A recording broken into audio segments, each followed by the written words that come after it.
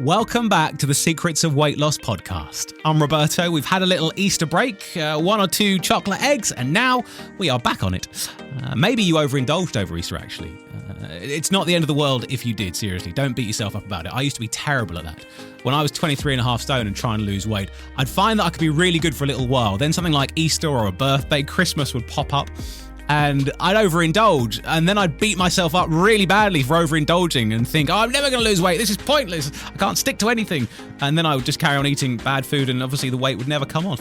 It's not the end of the world if you did have a few Easter eggs, seriously. As long as you're not eating loads of chocolate every day, a little treat every now and then, yeah, it's not going to hurt you.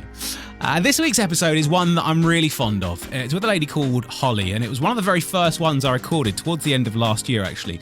And Holly helped me out massively when I started putting the Secrets of Weight Loss podcast together. She's lost over 70 pounds and kept it off for 12 years, in actual fact. Her story is a lovely one of being fat as a kid to now being thin and happy in herself. But it was an interesting journey that she went on. When she would go and visit friends, she'd be the kind of person who would hide behind a cushion because she didn't want people to see how big she was.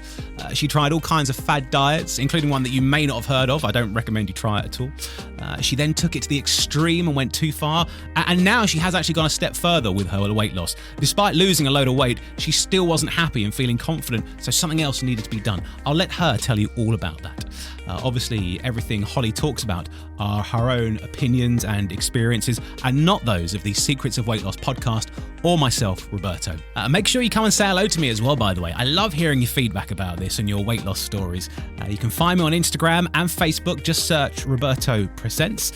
And of course, there is loads more stuff on the website, thesecretsofweightloss.com, including all the other episodes we've done. There's so many brilliant ones that you need to check out because there are lots of different ways to lose weight, and each story is a little bit different.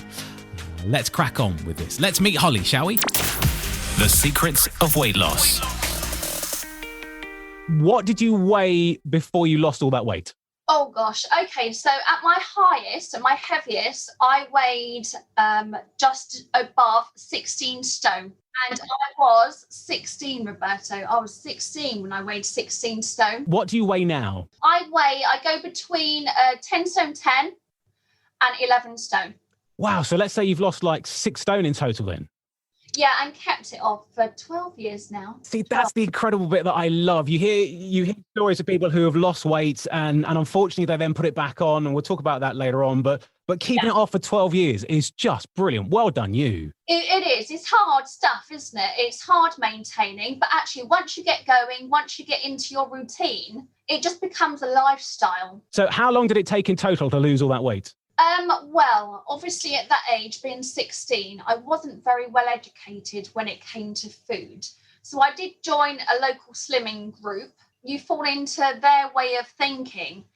But then I did faddy diet beyond that. So I yo-yoed for a few years. And then, by the time I was 22, I'd educated myself. I knew what protein was. I knew what carbs were. I knew what fats were. I knew obviously about calorie deficit. I understood my body. I would say by 22, I knew what I was doing. I think you hit the nail on the head there for me as well. It is a lot about education and knowing what's in your food and what you're eating. Yeah, and it's you've got to be a strong-minded person, not to fall for these faddy diets. But I've tried everything. I've tried, the worst one was probably the egg and grapefruit diet. Is that literally what it sounds like? You just eat egg and grapefruit? That's it. I tried the grape diet once. My mum was like, because my mum was always blessed and trying to help me lose weight. And she was saying, why don't you try the grape diet? My hairdresser's done it and raved about it. And I was like, all right, what do you do? She said, just eat grapes. Are you serious? I tried it. I obviously, being like 14, 15 at the time, I didn't stick to it at all. I was starving after 2 minutes. So how did you get fat to start with? My mum and dad, they were very good chefs in the kitchen. They worked fine, but not only were they were good at cooking, very wholesome dinners. But then on offer was also a lot of fizzy drinks, a lot of chocolate, a lot of crisps.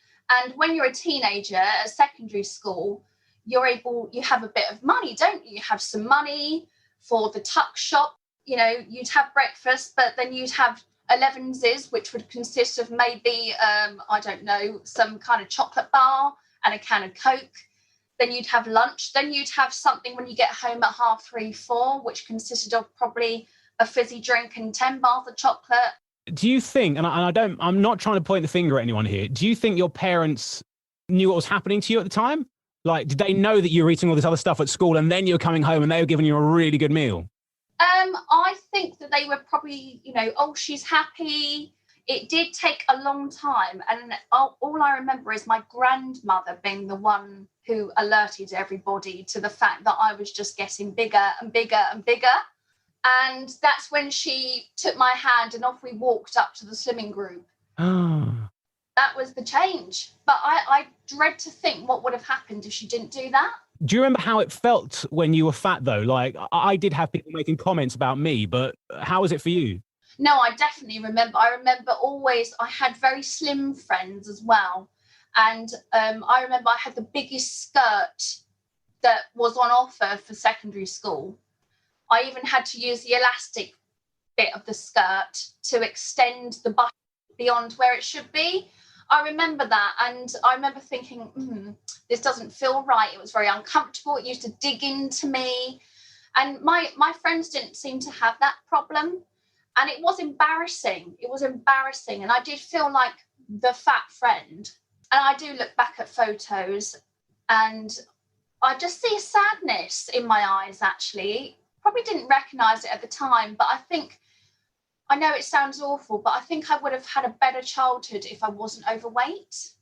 Do you think you ate because of that sadness sometimes that you didn't realise?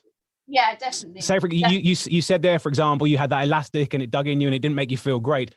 If that was my situation, I know what I would have done. If I was unhappy, I would have gone straight to the cupboard and found some food and eaten my way happy. Yeah, I clearly didn't obviously think, oh, maybe I should lose some weight. I don't think that was the mindset at the time, I just carried on eating. And then it took, obviously, my grandmother to turn it round. So you say it was your grandmother that helped you turn it around. You hadn't, up to that point, had a thought about losing weight or wanting to be different, had you? No, never. Did she just say, look, you're getting too fat. We need to go and do something about this? Yeah, definitely. She as blunt as that? Yeah, she did. And she was going to join herself as well. She said, look, we'll do it together. We'll both go. And that was it. That is great that she did that. I'm not a fan of things like Slimming Worlds and things like that. How do you find it? Like, it was quite fat shaming. Really? I was obviously the youngest there. A lot of these ladies or guys, they were either on their weight loss journey or they were maintaining, right?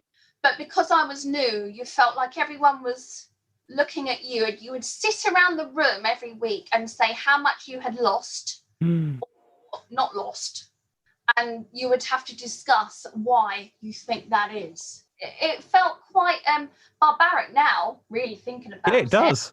But back then, I guess it was normal. See, if I'd gone to one of them and I had to say, look, I've not lost any weight and explain why, I think I'd be probably depressed and go home and eat a tub of ice cream or something like that. That wouldn't have helped me at all. Yeah, and I think it can have a detrimental effect. You have to maybe power through that. I did lose, I lost 4.25 stone just on that in less than a year. Well, so it worked for you then. That's great that worked. Oh, it did, but I was young. So that the majority of that weight was easy to use, I guess. Did you do any exercise at the time, or was it more about your food? Walking. I started walking to and from school instead of getting in my mum's car. And that was something you did off your own back. You were just like, right, I want to make this weight loss thing work. Yeah, all of us started walking, actually, all of us, and we lived a couple of miles away from the school. So it just shows what can be done just with walking as well and keeping active, just moving. It's incredible, isn't it? So many people don't realise that something as small as just getting off the bus a stop earlier or getting off the underground a stop earlier or wherever, and just walking that little bit can make a difference. Yeah, definitely. So you mentioned the egg and grapefruit diet. What other diets did you try that didn't work for you? Or have you got any that did work?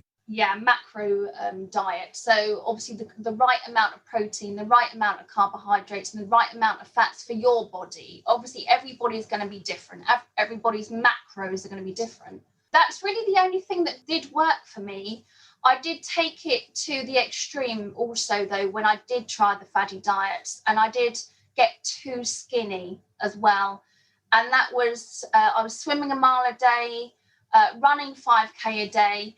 And I think I had poached egg on toast at breakfast and a cup of tea for dinner. Oh, So wow. it just shows you how you can fall into these really nasty traps. You know, it's not good. And you can go too far. Yeah. And then that has a long-term effect too, because you slow down your metabolism. Yeah. And this is something else that I don't think a lot of people understand is the metabolism. And when you just stop eating, people go, right, I'm going to lose weight. I'm going to stop eating. It's like, no, that's not going to do you any good at all because your body's just going to shut down and cling on to all your fat and you're never going to lose weight. Yeah. Yeah. Huge issue that it really, I had to work so hard later on when I was working with the trainer. He said, this is what's happened and you need to work really hard now to try and get your metabolism to speed up. So was it your trainer then? I presume this was just a personal trainer from a gym. It was, yeah. Right. And was it your personal trainer that got you into these macros and eating the right amount of protein and that kind of stuff? Yes. Yeah, that was about 5 years ago, that was. All right. Okay. So in case anyone doesn't know, tell me about macros. So macros, obviously, it's not one size fits all. It uses your height and your weight, but also your goal as well. And it gives you an idea of how much protein you should be eating in grams, how many carbohydrates you should be eating, and how much fat should be in your diet as well. It just allows you to be a little bit more free with the way that you eat. So, for example, in a day, I currently eat 1,700 calories now. But I go home and maybe have, if I fancy some chocolate, as long as I've input it into my little fitness pal, then it's fine. I know a lot of people will go, oh, calorie counting, I can't be bothered with that. Is it hard work? Calorie counting can be quite boring. But once you get into the swing of things and you know your go-to foods, then you don't need to. I would say it's just to start with that you would need to calorie count. I know what works for me now, but I'd say it takes 6 months to really realize what works for you. I don't sit there at every meal tracking my calories. I really don't, because for me, life is too precious to be doing that all day. I want to sit down and enjoy my meal with my colleagues or my family.